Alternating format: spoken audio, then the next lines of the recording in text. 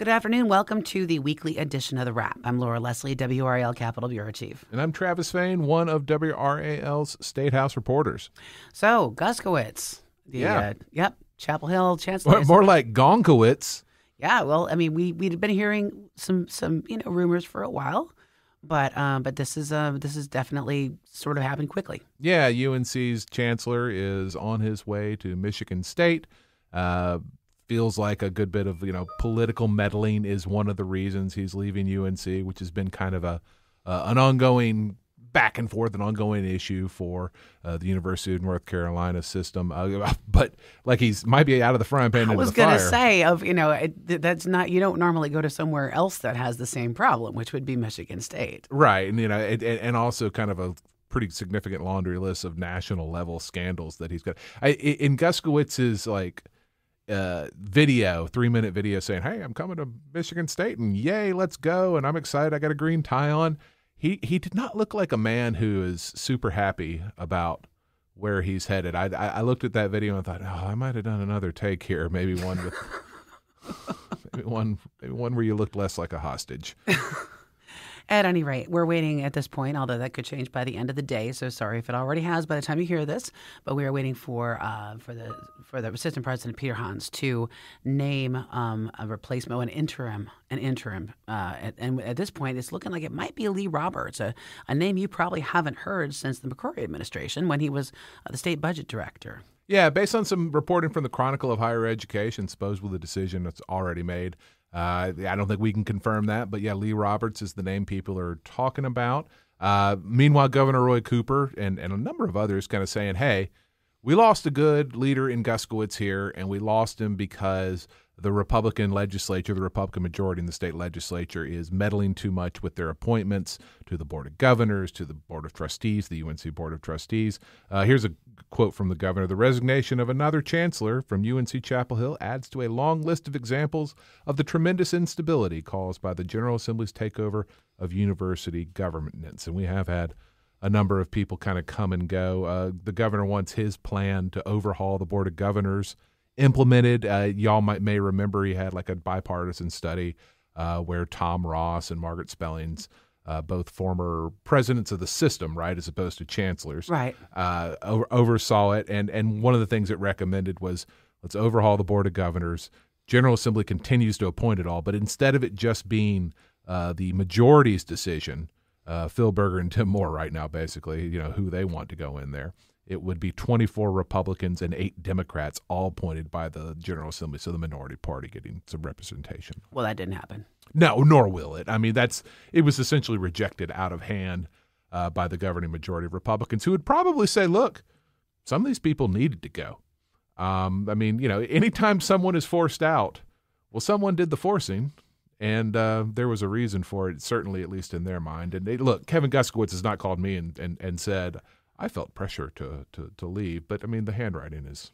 To me, I think I could be wrong about this, but to me, I think the final straw was when the Supreme Court ruled against affirmative action in admissions, and Guskiewicz announced, without having consulted the Board of Trustees, a new program that would help to pay the tuition to underwrite students from more socioeconomically challenged families. Yeah, basically, if you're under a certain economic threshold, income, maybe $80,000, something like that. Something like that. Free tuition. Yeah.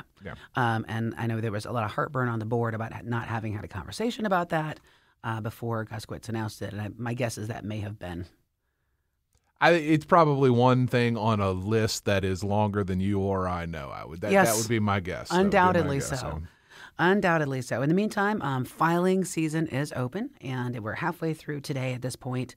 And there's a lot of people waiting late this time because a lot of folks still have not signed up as of today. But one key development in the governor's race is that Senator Tom Tillis, weighed in this morning in National. That was today, right? National Review. I saw it today. It was in the National Review. Yeah. Yeah. So he's weighing in on behalf of Bill Graham, which I don't necessarily think comes as a surprise. We've been hearing rumblings that Team Tillis had been helping out the Graham campaign. Yeah, Bill Graham running for governor against the front runner, Lieutenant Governor Mark Rhymes. I mean, Graham is clearly the quote-unquote establishment candidate to stop Mark Robinson from becoming the Republican nominee for governor. And it was a Team Tillis play all along. Paul Shoemaker, consultant from Tillis World, Jordan Shaw, consultant from Tillis World, and they're behind the Graham campaign. I'm interested in what the timing. I'm not surprised that Tillis did this endorsement. I figured that was coming eventually. I would love to know what the timing says about fundraising. Did they want to endorse right now? Does fundraising need a boost? Maybe it's going great. I don't know. Tillis saying in the National Review, which again, who are you communicating to there? Your national establishment, big Republicans, big donors. Yep. He said it's not about personality with Robinson. He says he's comparing resumes between Mark Robinson and Bill Graham and finding Bill Graham the better candidate. I would say, though, that this is interesting. We learned this week about a speech that Lieutenant Governor Robinson gave in Davie County last weekend. And a big theme of that speech was we have got to get unified as Republicans. That was one of his say. He said, it's not a game for you to go out and try to get in whatever secret seat that you can and say whatever you need to about anybody to get this, to do this. We need to stop lying on each other. But then he turned around and said, "Yeah, I was going to say he took a little further than that." Well, it went a little sideways because the next thing he said, well, a few minutes later, was along the lines of, "I don't have to listen to people in my own party who don't support me." I think the language is a lot more colorful. How to do it. Oh, yeah. Well, I mean, let me back up just for a second because it was a Christmas function in Davie County for the local Republican Party. This was not a sermon. I mean, we know he's a big guest speaker at churches, but this was a Republican function. But it was a Christmas event, and he talked about the Christmas story, Sure. and he talked about how because Jesus came to this earth, he doesn't sweat the small stuff because he knows heaven is waiting for him. And then he talked about Revelation, the final book of the Bible, where Jesus comes back. Nothing says Christmas like Revelations. Jesus comes back to earth. And he was that's where it picked up. And the colorful language you were talking about, I mean, he basically, I'll just read it. Quote, "I don't have to listen to those in my own party who have watched as my back has been whipped by our enemies who refuse to stand up with me because they're cowards. I don't have to worry about it because one day Jesus Christ is going to ride back to this earth on that white horse. When he does, he's going to bring his vengeance." And I don't think, Laura, you have to use a lot of imagination to think he just said that Jesus is going to punish Tom Tillis for not supporting Mark Robinson. You don't hear a lot of divine retribution being invoked on the campaign trail, but there's a first time for everything. And his spokesperson, I asked, what did he mean by this? And his spokesperson said, well, he's very passionate about his faith, which we know. And he said what he was really talking about is his faith. And, it wasn't talking about any one person in particular. Right. Jesus is coming back. There's going to be vengeance. That's in the Bible. Sure. And because I know that, I don't worry about who is for me or against me. But I don't know, y'all. I mean, you can all decide for yourselves whether or not Lieutenant Governor Mark Robinson deserves the benefit of the doubt on what he says these Dale days. Falwell was pretty clear about where he stood on that one. He said, he just believes that he believes that he's going to start picking up in the polls.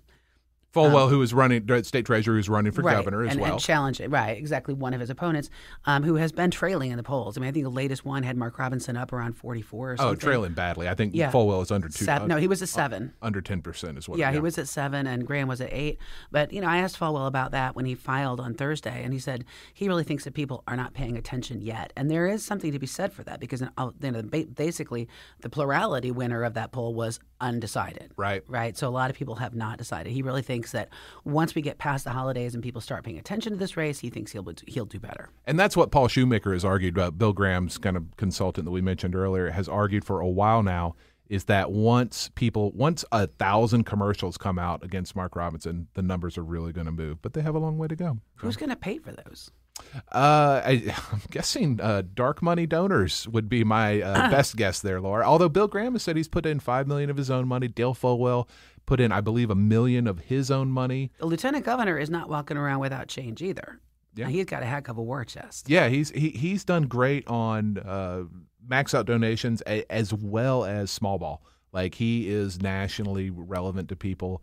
He gets those online, quick click, $10 donations. Yeah, big time. Whoever comes up against him had better be carrying a chunk of change. That is for sure. Quickly, we ought to mention that Patrick McHenry retiring from Congress this week. That was a surprise to me. And he had announced as recently as when he stopped being the interim speaker, that he intended to run for re-election. Right. Something like a month ago said he intended to run for re-election. And I don't know what changed between now and then, but said this week, hey, I'm leaving. Kevin McCarthy, former Speaker of the House and a McHenry ally, of course, he's leaving too. Don't know where either of them going. I'm guessing it will be lucrative for them. Yeah, I'm guessing K Street. No, I was talking to Meredith College Professor Dave McClellan about this today, and he says his take on this is that he thinks McHenry is just frustrated, because he was such a close ally. Just saw his best friend basically get shafted, on the House floor, and he has risen to be the head of a powerful committee and is used to getting things done, and that is not something that Congress is doing right now, getting things done. Right. I mean, there's something to be said for about walking away from a burning house. Yes. Or it just came suddenly, and I just wasn't really expecting that. So, but that certainly did clear the field a little bit for some other folks who were looking to run.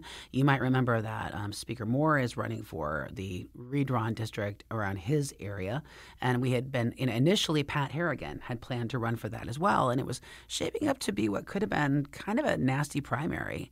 But then suddenly when McHenry left, then a district opened up and Pat Harrington obligingly moved into it. Yeah, and announced within hours, I think, if that, of McHenry announcing. So Harrigan will run in the 10th. Clearing the deck a bit, although I'm sure Moore will certainly have competition. In the 14th for Tim Moore, but Tim Moore has like $1 million. I mean, that'll scare a lot of people off because, he hadn't been running for, 2 months? I mean, he's always been running, but technically.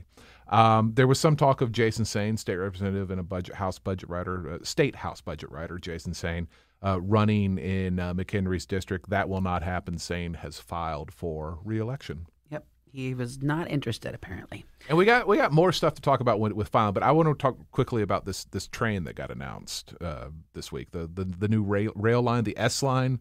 Well, it's not new. We've been talking about that for a while because they've been talking about the need to get the Raleigh to Richmond corridor back to where it used to be, because it used to be a really vital railroad corridor, and it basically just fell into disrepair. And this is good. Passenger rail is what we're talking about here. $1 billion in federal funding announced this week. The Secretary of Transportation, Pete Buttigieg, will be here, I believe, Monday. I'll be covering that. So this is part of the Infrastructure Act? The Congress during the pandemic or at the tail end of the pandemic passed 2 big-time infrastructure bills. Yeah, I don't know if this was the Inflation Reduction or the bipartisan. I think this is the bipartisan infrastructure bill. This is the one the Republicans voted for. Yes. I do know that. So it's $1 billion to establish this passenger rail line from Raleigh to Richmond without having to go through Rocky Mount, which is what Amtrak does right now. It's called the S line. It would build. It would also eventually, Charlotte has already got a line to Raleigh. This is a CSX freight line that they want to change over. Virginia already has the right-of-way. North Carolina is working to get the right-of-way and purchase the corridor. It saves like an hour. So that $1 billion, Laura, I want you to guess. We got to get from Raleigh to Richmond. I want you to guess how far from Raleigh $1 billion will get us. 60 miles. Wake Forest. It will get us to Wake Forest. This is according to the governor's office. Yeah, trains are expensive. Although, to be fair, it's engineering, right-of-way purchase. There's going to be a bunch of bridges. You think about that Raleigh to Wake Forest corridor. There's a lot of streets you got to cross, and instead of having they're gonna do overpasses. Yeah, right. So you'll have costs that you won't have from Wake Forest, through northeastern North Carolina and southern Virginia. That they're just not near the population there, so it'll be much cheaper there. But when we talk about train projects and $1 billion, I always think, and where's the rest of the money? So, well, they did say when they announced that this was happening, because it was actually Tom Tillis who let this out of the bag earlier this week. But this is just the first of other funding. This is part of the funding that will be necessary to make this project work. But as you say, it'll cut an hour off of it, and it'll just make it more feasible to take the train up to D.C. and the northeastern, corridor, which I am all for because I love going to D.C., but man, I hate the traffic. Yeah, once you get a little bit north of Richmond into once you hit Virginia, it's pretty much over. Well, yeah, I mean, at least by Petersburg. But speaking of redistricting. Now, we weren't talking about redistricting. I got no segue here, Laura. Okay, but I want to quickly note that we got the congressional redistricting lawsuit this week. Yep. So finally, we were waiting for this one to get filed. This was production of Mark Elias and his folks over at Democracy Docket, and he's been sort of hinting at this, intimating at this for some time. Finally got it filed this week. Yeah, and so they're saying that there are racial gerrymanders in our current congressional districts as passed by the General Assembly earlier this year. I can't imagine this affecting the 2024 elections. It's kind of too late.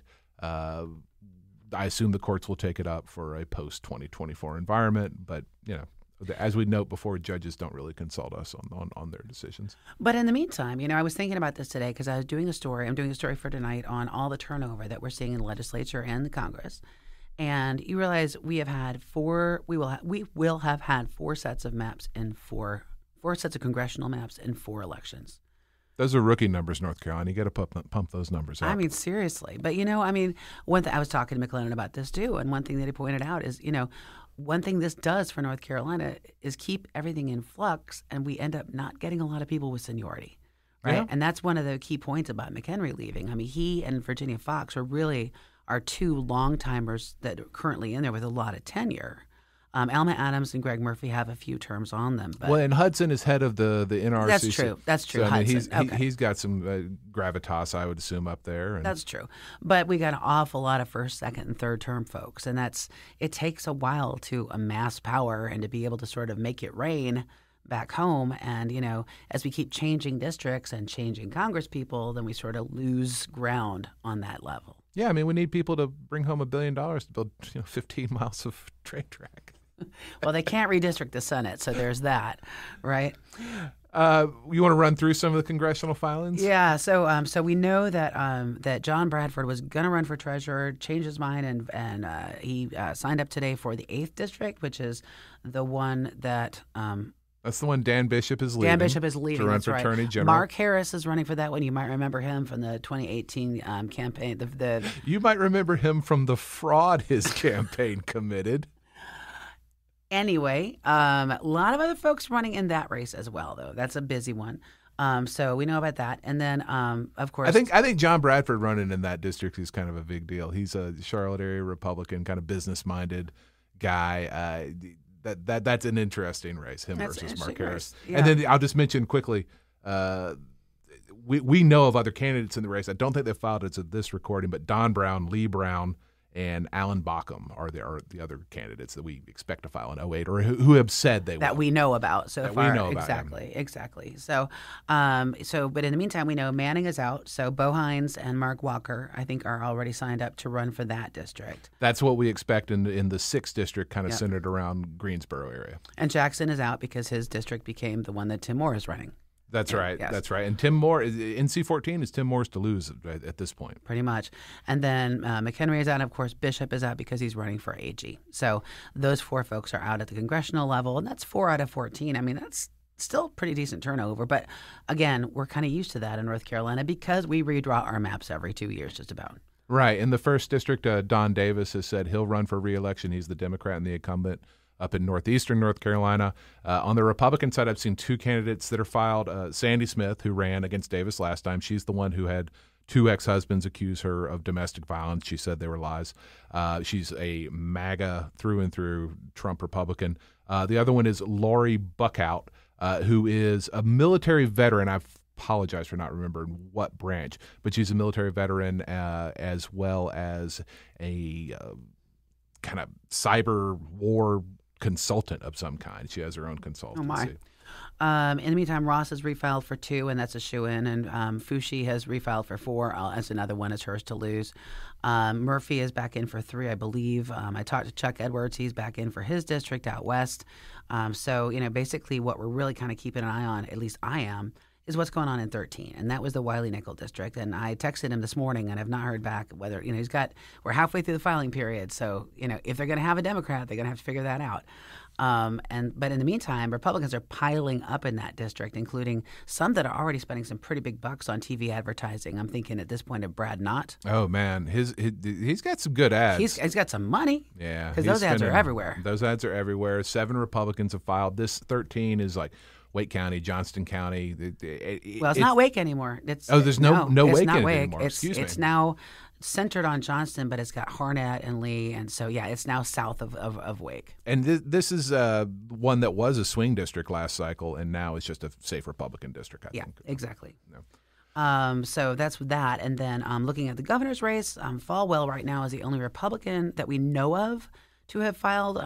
Lieutenant Governor Robinson was supposed to file. He sent out a press release he was going to file yesterday afternoon, but did not show up. We don't know why. So we are told that he will get it in before filing ends next week. Yeah, he's still running for governor. Just told the press that he would be there to do it at 1:30, and then no show, no call. Also, Bill Graham is, I think, going to file on Monday. And we're expecting to see Josh Stein file on Tuesday. Mike Morgan has already filed. Mike Morgan has already filed. And there are 2 other Democrats I'm not familiar with who filed in the governor's race, Sherelle Booker and Marcus Williams. As you said, Falwell, the only one in on the Republican race. Jesse Thomas, at one point, retired Blue Cross executive. He was going to run for governor as a Republican. He has instead filed to run for Secretary of State, which he had previously announced. That's not a surprise, but he has now done that. And Elaine Marshall is running for re-election on that one. In the meantime, so there's a traffic jam over in Lieutenant Governor's race. We got 2 Democrats in it, Ben Clark and Rachel Hunt. Looks like it's shaping up to be kind of a nasty primary. Oh, you think so? Huh? Oh, absolutely. You got Rachel Hunt basically saying that Ben Clark, or her people at least, saying that Ben Clark is not in favor of women's rights to, abortion rights. Oh. And you've got Ben Clark basically sort of intimating, or his people intimating, that Rachel Hunt is in the race because of her name, because her dad is Jim Hunt. Yeah. So, they're maybe the 11th commandment for Republicans might not be, what it might be what it is, but Democrats don't pay attention to that. Republicans, Deanna Ballard, you might remember she got redistricted out last year. She is running, and so is Jeff Elmore, who is leaving the legislature to do that. And so that'll be an interesting race between the 2 of them. And then there's other folks who we're expecting to get in, including possibly Sam Page. He's the Rockingham County Sheriff. Rockingham County Sheriff Sam Page is an announced candidate for lieutenant governor as a Republican, just hasn't. It's like 1:50 right now on Friday as we're recording this, and things don't update till 5 o'clock. Yeah, hasn't filed yet. Doesn't really mean anything. Hal Weatherman, Dan Forrest, former Lieutenant Governor Dan Forrest, former Chief of Staff, he's running for Lieutenant Governor. Some other names too. The Republicans have as you said, like a lot of people doing it. Someone named Rivera Douthit. I'm sorry, I don't know how to pronounce that, but he or she, I assume, has filed to run as of this moment as a Republican there. And in the AG's race, it looks like Jeff Jackson and, is it Satana DeBerry? Satana DeBerry, who I noted today, she and Val Fushi filed together, it looked like, as I saw a picture of them together. And I just had to, Satana was wearing some Jordans, it looked like some old school red and black ones. As a Georgia Bulldog, I tend to take note of anyone who steps out in a fit that's like a nice, sweet red and black. She's wearing like a red shirt and a black suit and those Jordans. Looking good, looking sharp. You could have been doing a fashion column for us for all this time. Well, it would have been very niche. I would have been like, I really like this red and black thing. In the meantime, Laura Cubbage was the first person in line to file last Friday. I was there.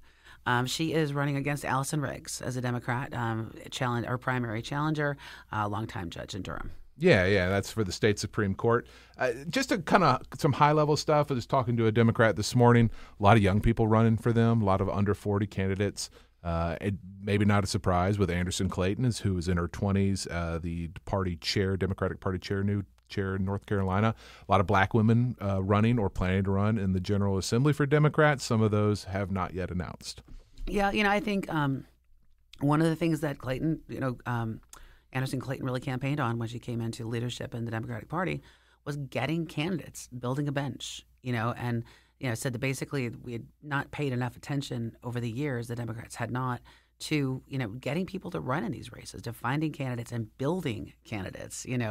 And so, she's really put a lot of emphasis on going out to these counties and finding these candidates and just getting them ready to go. So it will be interesting to see whether they can field one in all the different races this year. Yeah, you were telling me something like 10% turnover in the General Assembly this year? 10%, yeah, which isn't crazy. It's 17 out of 170, right? But you got 7 where the incumbent is not running. Right. So 7 of those are running for higher office. That's 4 Republicans and then 3 Democrats. You got Wesley Harris running for treasurer. Caleb Rudow is challenging Chuck Edwards for Congress. And then Rachel Hunt is running for lieutenant governor. And then we already mentioned the Republicans, I think, in that. And then there's 10 of them retiring, 5 Democrats, 5 Republicans. A couple of those are because of just advanced years. I mean, they put in enough. I'm thinking Rosa Gill here, John Faircloth in Guilford County. Marvin Lucas. Yeah, people who have served. Joyce Kravick. Joyce Kravick, exactly. People who have put in their time for reals. Rosa Gill retiring as well here in Wake County. And I just want to mention she lost her husband. I'm sorry. Recently, the funeral was this week. Our condolences. Jimmy Gill was 87. Well, so, but there are some other folks who are stepping down because it wasn't necessarily expecting younger folks. Kristen Baker, for example, not coming back. And Wayne Sasser, who's kind of been a mover and a shaker in House health policy. Both of those are people who have played a big role in House health policy in the last couple of years. So it's an interesting change to see both Sasser and Baker out. Couple of primaries I'll highlight. Out in Nash County, Alan Chesser is running against Yvonne McLeod. Chesser won this race 2 years ago in kind of a surprise, and then has been an up-and-comer in the House Republican caucus. He really has been, yeah. McLeod was the recruited candidate, but Chesser beat him. They're going to do that again in Nash County on the Republican side. John Faircloth's district, you mentioned he's retiring in Guilford County. That's going to be John Blust versus my goodness, Michelle Bardsley. Bardsley ran against Ashton Clemens, who is a Democrat in that area last time, and she ran kind of ahead of the state average for Republicans. So she is considered to be a strong candidate. There's also a third candidate named Jason Barber. Blust, though, is a Republican trying to return. Yeah, for those of you who weren't here during the Blust era, Blust served many, many years in the Senate and the House, is known to be a stickler for procedure and for decorum. This is just a character. He's a real character. John Blust would not have appreciated the most recent budget passage process where it was developed. And we would have heard about that at length. Yeah. Blust is probably the press corps' favorite member, or at least favorite Republican member, I would think. Not at 11 o'clock at night, though. Maybe not at 11 o'clock at night, but no, he's a real character, and so it'll be interesting to see if he comes back. Yeah. Down in Robinson County, Jared Lowry is running for re-election. He was a first-term House Republican. He had been considering a congressional run, but obviously that's not going to happen. Kind of a unfortunate note here, especially to close with, but Cody Henson, is that a name you remember? Sure. Former state representative. This is per ABC 13 out in Asheville. Henson had resigned in 2019 after pleading guilty in a domestic cyber stalking case that was pretty ugly. He has now been charged with assault on a female. I don't think anybody's surprised there. But I will note it for the record as we wrap this thing up. And look at who's running, who's not. So one name to mention, Monica Johnson-Hustler is going to be running for Rosa Gill's seat. And she's been endorsed by her. And that's a name a lot of people know here in Wake County. So very familiar name. Elmer Floyd is running again in Fayetteville. You might remember him, another character who served in the legislature a long time. So he's running in Marvin Lucas's district down in Cumberland County. Yeah, but Lucas has endorsed the brother of the mayor, Mitch Colvin. Oh, it's the mayor's brother, not the mayor. Brother. Okay. Yeah, the mayor's brother in that case. So that's another interesting one to watch, a primary to watch. Yeah, we mentioned Kravick retiring. She's also endorsed out there that's Winston-Salem, right? Yeah. Forsyth. She has endorsed school board member Dana Caudle-Jones out there. So, boy, I hope everybody had their baseball score sheet here. We said a lot of names today. Yeah, we got through a lot of stuff today. But at any rate, a couple things to note about next week. Number one, Buttigieg will be here on Monday. Also, Monday, we're going to have a House oversight hearing about car insurance. And this has to do with the high-risk pool and the way that North Carolina manages the high-risk pool. And I started looking into this when this was first scheduled a couple months ago, and it got delayed. And it turns out that actually North Carolina has a lot more people in its risk pool than any other state. There's only 2 states that have one of those. So this is Monday, right? This is on Monday. But you're going to be covering Buttigieg? That's what I've been told. I think I need to be off on Monday. You don't geek out on policy enough. See, I think it's really interesting. But so anyways, we're expecting to hear a lot about that. Of course, it's kind of important because Mike Causey, insurance commissioner, has been taking a bit of a beating from the legislature, having some people that he fired reinstated. Yeah, some of those beatings are a little self-inflicted with Mike Causey. I think. Fine. But at any rate, he is facing a couple of challengers in the primary, including Robert Brawley. And that's another longtime former lawmaker from the state house. And so, this is probably a hearing in which Causey would like to come off looking good.